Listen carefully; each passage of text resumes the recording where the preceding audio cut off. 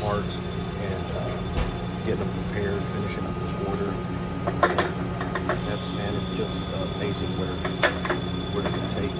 welding can take you, depending on which avenue, which road you want to participate in, or you would intrigue by, you keep by, or you want to pursue. TIG welding, again, this is stainless steel. I'm in a shop at a table. We're at a flattening. We have a flattening. I believe this is an acorn table, a big machine table.